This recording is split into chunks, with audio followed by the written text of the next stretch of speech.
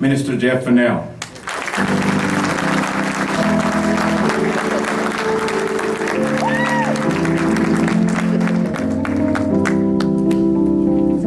Good morning, everybody. Good morning.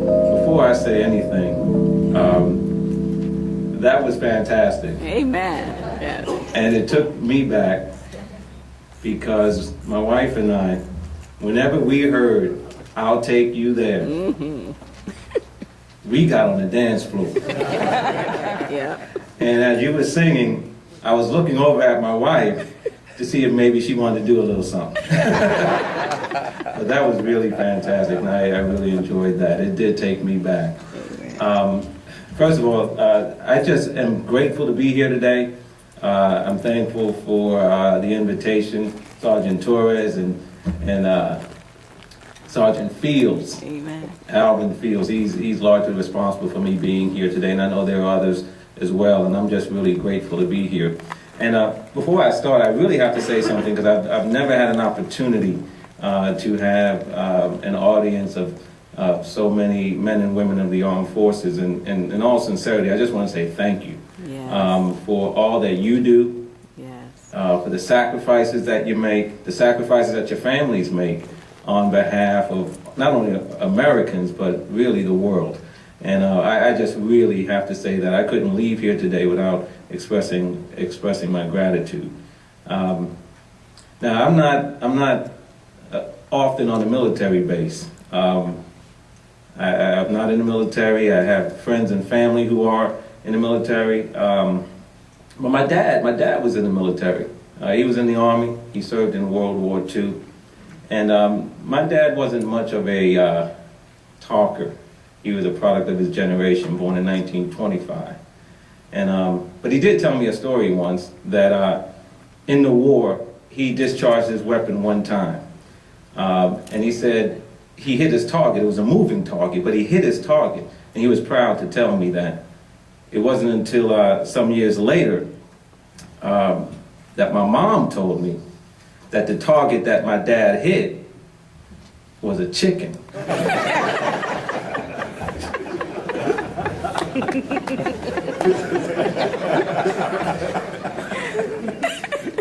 And not only did he hit a chicken, but he shot the chicken in the leg.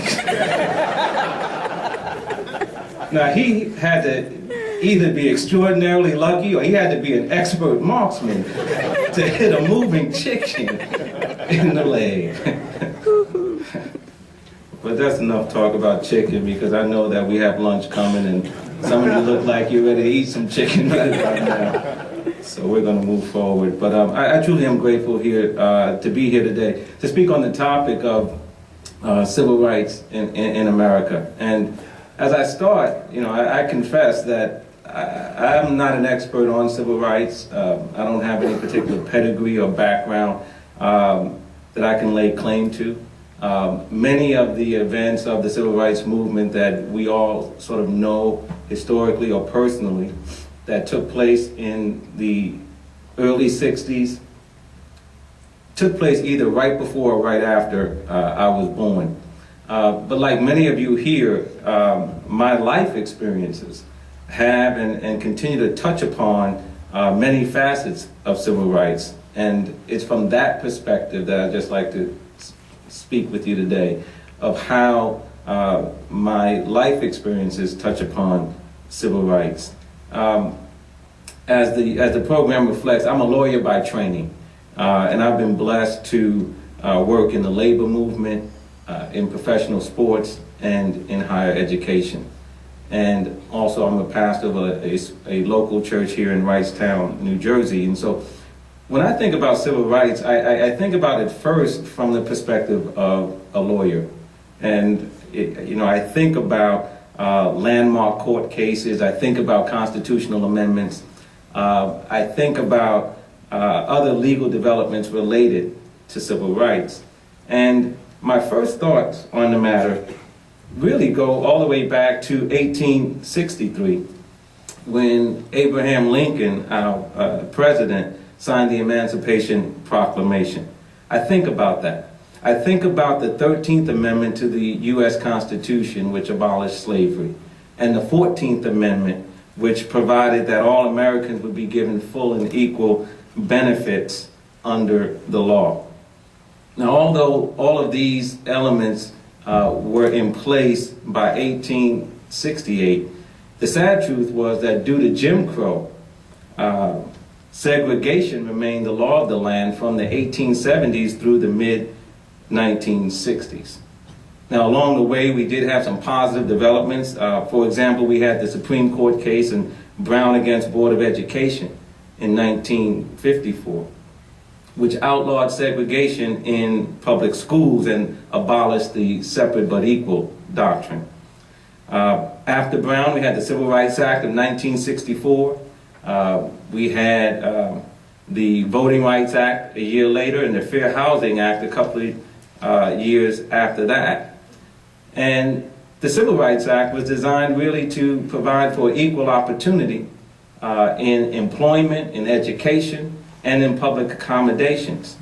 And it denied or made unlawful discrimination on the basis of race, color, religion, sex, or national origin. So, but the goal of all of this was to provide for all Americans, black and white, male and female, young and old, with equal rights and protection under the law. And so when I think about civil rights from the perspective of the lawyer, I consider these types of things. And now in my legal career, I've had the opportunity to work in the labor movement as well. And when I think about organized labor, I also think about civil rights, because many of the same struggles and many of the same goals of the labor movement and the civil movement intersected. For example, both the labor and the civil rights movement were concerned with providing a living wage for families, for providing stable housing, quality health care, good housing, quality education for our children, fair and safe working conditions on the job. And if anyone really has any doubt about the link between labor and civil rights, we just have to remember that when Martin Luther King was assassinated in Memphis, Tennessee in 1968, he was there to support sanitation workers who were fighting for fairness and equality on the job and a better wage. This giant of the civil rights movement was there to support organized labor. But for me, my connection with civil rights and labor is more personal. My dad, who, as I said, shot that chicken, he didn't go that far in school, but he was a hard-working man, and he held a union job. And that union job paid a union wage. And it was through that union job that he was able, with my mom, to raise 8 children in Queens, New York. And we grew up in a stable environment. We had a roof overhead, food on our table, clothes on our back, went to good schools. And it was because of what he was able to provide through that union job. So some of these very things that we had were the types of things that the civil rights movement and those involved in the civil rights movement fought for and continue to fight for today. I also have had an opportunity and continue to work in professional sports. For the past 14 years, I've worked in professional baseball. And baseball and civil rights have a definite connection in this country. It was mentioned already that in 1947, how Jackie Robinson broke the color line in Major League Baseball. And I agree with what was said, that scores of African Americans and Venezuelan and Dominican and other players of color owe a debt of gratitude to Jackie Robinson. Because not only did he break the color line, but it was the manner in which he did it. He did it with dignity, with class, with strength, and with integrity. And so when I think about civil rights and sports, I think about Jackie Robinson. But I also think about Title IX to the Civil Rights Act. Title IX has done so much to increase the level of participation among women and girls in high school and college athletics. In 2014, I teach law school, and I'm amazed how otherwise intelligent males still believe that men have more of a right to play sports in school than do women and young girls. I'm just amazed at that. But yet I'm glad that Title IX has made an opportunity for more women and for more young girls to participate in sports. The benefits of playing in sports, and many of you who play sports know that there are many benefits that come with playing organized sports. Those benefits should not be denied on the basis of some outdated notions about who should or shouldn't be playing on the field of play. So in my work as a professor of law, I also come to civil rights, and I think about civil rights. Because again, we're talking about equal opportunity for everyone. And I'm keenly aware of the underrepresentation of minorities in our legal profession. You know, I recently read that in the United States, just 10% of the lawyers in America are minorities, with only around 4% being African American.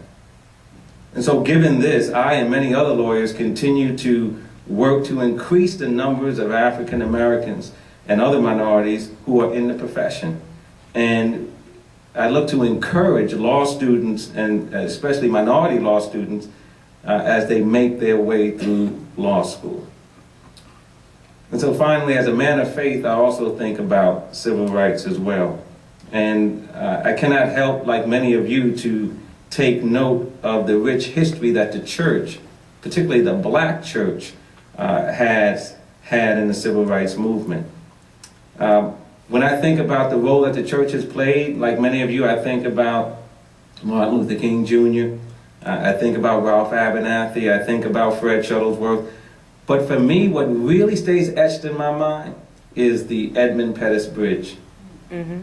I always go back to that. You know, that was the place where in 1965, some 600 marchers headed from Selma to Montgomery, Alabama, to promote black voter registration and to protest the killing of a young black man at the hands of state police. The marchers were attacked by state police and by local police. Some of them were on horseback. And there were even some adult males who were deputized for the occasion. And using billy clubs and tear gas, they brutalized scores of marchers in what came to be known as Bloody Sunday. I think about that. I also think about the 4 little girls.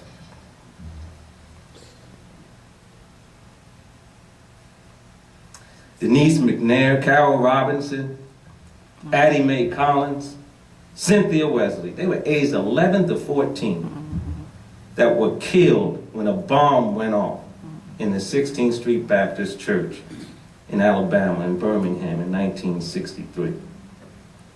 It was a blast that took place shortly after Sunday school. And I recently preached a sermon, and I asked the question, who would bomb a church? Why would somebody bomb a church? And I believe the answer was because the church was making a difference in the fight for equality and civil rights. So as a pastor, I too want my church, I want my congregation to go beyond our 4 walls and to make a difference in our community. So anyway, when I think about civil rights, I think about all of these things. And while I'm grateful to be here today, I really am, I do have some misgivings in this respect, because a discussion about civil rights in America taking place in Black History Month may lead some people to conclude that civil rights is a black issue and it's an historical issue. Mm-hmm. And for me, it's neither one. Civil rights is not a black issue, a brown issue, or a white issue. It's an American issue. It's a human issue. It touches each and every one of us, no matter our color, our gender, our class, or our status. You know, when I look at photos, just like many of you from the civil rights movement, I see men in suits, I see men in tattered clothing. I see men, I see women. I see whites and I see blacks. Who can forget that FBI missing persons poster? James Chaney, Andrew Goodman, Michael Schwerner. 1 black man, 2 white men. Yes. All 3 of them killed by the Ku Klux Klan because they were trying to organize and register people to vote. And they were looking into the burning of a black church in Mississippi. Blacks and whites working together on behalf of civil rights is nothing uncommon. So whether it's sit-ins, whether it's freedom rides during civil rights marches, like-minded people of all races have joined together for fight for equality in our society. So for me, civil rights is not a black issue. Yes. And it's also not something to be relegated to the history books. The fight for equality and protection under the law continues today. And as much progress as we've made, there's still a lot of road to travel. And we all have a part to play, I believe, in helping the cause of civil rights advance in this society. One thing I believe we all can do is to honor those who gave so much in the fight for civil rights. For example, I really believe that every person of color, every young person, old person of color who has the opportunity to go to school, be it high school, college, or university, should honor that seat in the classroom. Yes. That seat was paid for in blood and with many tears. We need to honor that seat. We honor that seat by our students doing the best that they can and coming to that classroom with a spirit of excellence. You honor the seat. You honor the seat by remembering the Little Rock Nine and all they endured to try to go to Central High School in Little Rock, Arkansas in 1957. Yes. How they had to call out the military just to escort these young men and women to classrooms. Honor the seat. For those of us who are eligible to vote, honor the right to vote. Honor that right, register, and then go out and exercise your right on every election day. My wife and I, we've taught all three of our children the importance of voting. We've taken them to the polls when they got old enough to vote and walked them through the process of making their voice heard. It's simple for me. Too many people gave too much for us to refuse to go behind that curtain, press those buttons, and pull that lever. Honor the right to vote. So I believe we can all do something to help advance civil rights in this country. We can honor the past and we can promote our present and our future. We can do that by teaching the younger generation about the importance of the fight for equality, the historical fight, and we can also do our part to protect and advance the cause of fairness no matter who is at the heart of the struggle. You know, one of the biggest mistakes I believe that we can make is to somehow we can believe that if the other man is being treated unfairly, but we're being treated fairly, that somehow that doesn't matter to us. It matters. It matters to all of us. You know, Martin Luther King Jr. once said that an injustice anywhere is a threat to justice everywhere. So if the other man is being oppressed, and if we stay silent and unaffected, then the mistreatment imposed upon him may one day come to our doorstep. So we all have a role to play in making this society a better place. And that's a society that truly honors basic human rights and civil rights for every individual. So as I prepare to take my seat, I just want to say thank you for the opportunity to come and be a part of this special observance. And I sincerely hope that we can all use this occasion to kindle or to rekindle our resolve for the struggle for equality, because it's not over. In whatever way we can, great or small, let us add our voice, let us add our hands, let us do what we can to advance the cause of civil rights. If we do that, I believe our communities, our cities, and our country would be a better place. And not just for us, but for our children, for our grandchildren, for the generations to come. And if we all just lend what we could to the struggle, we can make our country a place where every citizen has a full and equal opportunity to participate and to compete in our society. I thank you very much for your time. Thank you. Contributing so significantly to this event and to present him a token of our appreciation. And give me a second, it's a large token actually, so. But let me read it to everybody so they can hear what it says. On behalf of the Joint Base McGuire-Ft, Dix-Lakehurst, the 174th Infantry Brigade would like to thank you, Mr. Jeff B. Fannell, for your words of wisdom during the 2014 annual Black History Month ceremony. Great job. Thank you.